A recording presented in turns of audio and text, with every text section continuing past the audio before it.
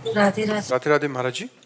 महाराज जी, जब हम लोग पूरी ईमानदारी से अपने काम अपने रिश्तों को निभाते हैं, उस मेहनत का फल नहीं मिलता, फिर भी हम पूजा पाठ करते हैं पूरे दिल से, बट महाराज जी कभी कभी विश्वास टूट आप जाता है। हमें बताओ, अभी खेती बोओगे तो आज ही रोटी दाल उसकी पालोगे क्या? किसका प्रश्न है?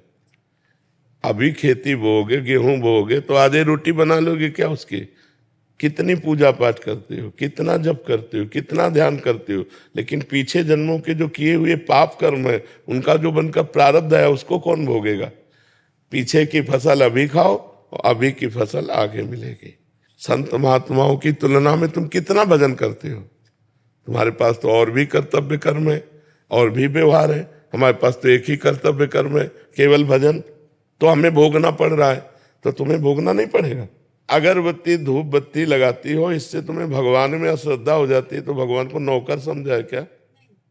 फिर अश्रद्धा क्यों? अश्रद्धा शब्द क्यों? अश्रद्धा नहीं है, पर मेरा प्रश्न ये है कि जो आने वाली युवा पीढ़ी है, जो बच्चे हैं, जो देखते हैं, तो उनका विश्वास। हाँ, आने वाली युवा पीढ़ी गर्लफ्रेंड बनावे, बॉयफ्रेंड बनावे, जहर जैसे व्यसन करे, गंदे आचरण करे, भगवान पर श्रद्धा करे, तो नरक जाओ, दुर्गति भोगो। अगरबत्ती लगाने से हमारा प्रारब्ध बदल जाएगा? इतनी बड़ी तपस्या है, पाप किए हो तूफान जैसा, पहाड़ जैसा, और अगरबत्ती के धुआं से पहाड़ उड़ाना चाहती है, उड़ जाएगा क्या? पाप करते समय सोचते हैं भ्रूण हत्या, गर्भ हत्या, बलात्कार, चोरी चोरी, नाना प्रकार के पाप करोगे, जब वो फलीभूत होंगे तब श्रद्धा करो भगवान पे, अश्रद्धा करो, भोगना पड़ेगा तुम्हें। अगरबत्ती लगाओ चाहे धूप बत्ती लगाओ, अवश्य में भोक्तव्यम कृतम कर्म शुभाशुभम। समझ में आ रहा है ना? यह इतना भजन करो कि अपने प्रारब्ध को विध्वंस कर दो, तब देखो। अरे 2-4 माला घुमा लिए, अगरबत्ती लगा, धूप बत्ती है, भगवान को धूप बत्ती चाहिए, भगवान को अगरबत्ती चाहिए, तुम्हारे अच्छे आचरण होने चाहिए। वर्तमान में अच्छे आचरण नहीं है। ईमानदारी से बोलो, जितने लोग बैठे हो, इस जन्म में अगर तुमको न्यायाधीश तुम्हारे कर्मों का आचरण का बना दिया जाए, तो तुम कितना अपने को दंड दे सकते हो? खुद न्यायाधीश बन के देखो तुमने कितनी गलतियां की है और क्या दंड तुम्हें मिला? कुछ नहीं। भगवान की कृपालुता की तरफ देखते हो? नहीं देखते हो। अनंत जन्मों से मनमानी आचरण करते लोग चले आ रहे हैं। अब जब उनका फल आता है, अब इस जन्म में 2-4 अगरबत्ती लगा दी और हमें भगवान पर श्रद्धा हो रही। नौजवानों रास्ता इसी बात का ना, डिप्रेशन में गए, कर ली, ये कर लिया, वो कर लिया, यही परिणाम है। अश्रद्धा का परिणाम यही है। तुम अपने आचरणों को ना देखो, भगवान को देखो।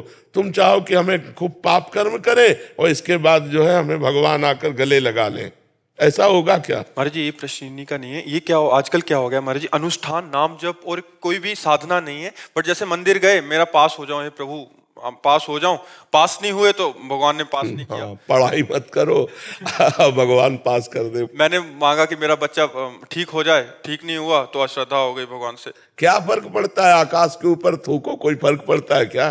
तुम्हारे मुंह पे छिट्टियां पड़ेगी आके, भगवान आकाश के समान महान है, उनको क्या फर्क पड़ता? उन्होंने देखो, उन्होंने आपको खेती दे दी, आपको बीज दे दिया, अब आप जो बोओगे वो आपको काटना होगा। आपने पसंद किया बम्बूल, तो बम्बूल जगेगा उसमें बोया जो आपने। दाक्षुआरा बोओगे तो दाक्षुआरा, बोते हो बम्बूल, चाहते हो दाक्षुआरा, ये कैसे मिलेगा? विचार करके देखो। करते हो गंदे आचरण, चाहते हो उत्तम फल। हर कार्य की सफलता उत्तम आचरण से होती है, ध्यान रखना। अगर आपका पूर्व प्रारब्ध बिगड़ा हुआ है, इस समय उत्तम आचरण करने पर भी आपकी हार होगी, क्योंकि वो पूर्व का पाप आपको परास्त करेगा। अगर पूर्व का पुण्य साथ दे रहा है, तो इस समय गंदा आचरण करने पर भी आपकी विजय होगी, क्योंकि गंदा आचरण वर्तमान में दंड नहीं देगा, ये आगे चलकर आपको दंड देगा। अच्छा आचरण आपको वर्तमान में सुख नहीं देगा, ये आगे चलकर सुख देगा। वर्तमान में आपका प्रारब्ध आपको दुख सुख देगा। मनुष्य जन्म दुख सुख भोगते हुए अच्छा कर्म करने के लिए मिला है। हमें यहाँ भगवान से किसी भी तरह की श्रद्धा और अश्रद्धा का विषय नहीं लाना चाहिए। हाँ, श्रद्धा का विषय यह है कि ऐसी परिस्थितियों में भी भगवान हम टूटे नहीं, हम आपके कृपा बल से इन दुख सुख को सहते हुए सही आचरण से चले। जैसे पांडवों का राज्य छिन गया, यहाँ तक कि पत्नी भी दांव में लग गई, लेकिन वो धर्म से च्युत नहीं हुए। 12 वर्ष का वनवास, 1 वर्ष का अज्ञातवास, लेकिन धर्म से च्युत नहीं हुए। ये भगवान की कृपा। उन्होंने कभी भगवान को नहीं कोसा। हम लोगों की क्या आराधना है, बेमतलब भगवान पर श्रद्धा श्रद्धा की बातें करते रहते हैं। भगवान क्या है, महान है, वो एक महान पावर है। आप अब देखो, बिजली को गाली दो, कनेक्शन सही हो ना, आपके बोर्ड में बिजली आ रही है, आपने 2 तार ऐसे लगाए और वो कनेक्शन सही नहीं हुआ, अब ऑन ऑफ करते रहो, बल्ब सही है, तार भी सही है, प्लग भी सही है, बोर्ड में बिजली है, लेकिन वो ऑन नहीं होगी, जलेगी नहीं। क्यों? कनेक्शन सही नहीं। वो पावर है, परमात्मा पावर है, उससे सही कनेक्शन करो, सही आचरणों के द्वारा, पवित्र भोजन, पवित्र आचरण, पवित्र विचार, पवित्र नाम जप करते हुए, तो देखो आपके अंदर पावर आ जाएगा। बड़े से बड़े दुख को मुस्कुराकर सहोगे और जय बोलोगे, अश्रद्धा नहीं होगी, जय बोलोगे। देखो ठाकुर हरिदास जी चैतन्य महाप्रभु के परिकर में हरे कृष्ण 3 लाख नाम जप करते हैं।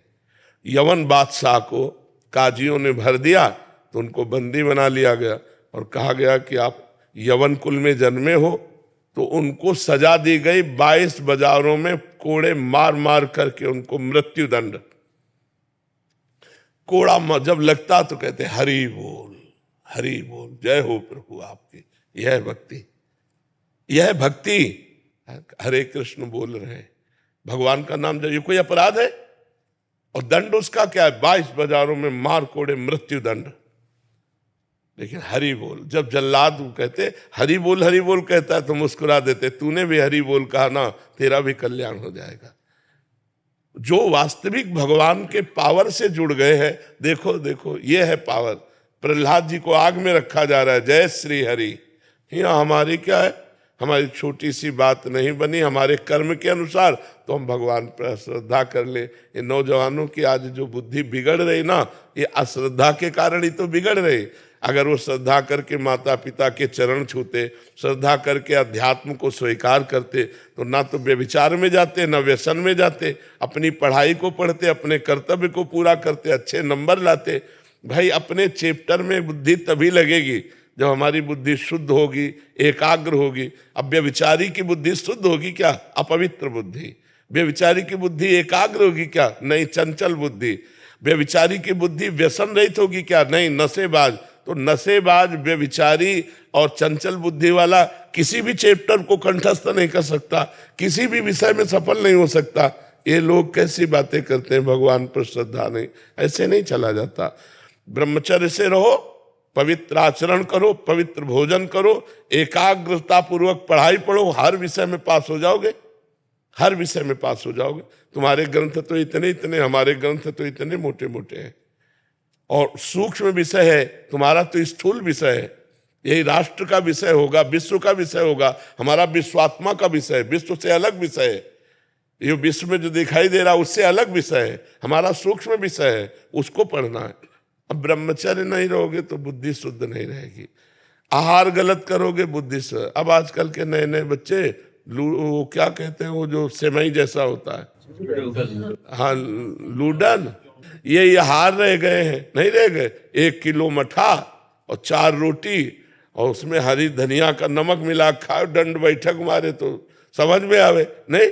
अब इतनी सी चाय पी लिए और ये चाउमीन वाउमीन खा करके गुजारा कर रहे और अपने को स्वस्थ रखना चाहते हो।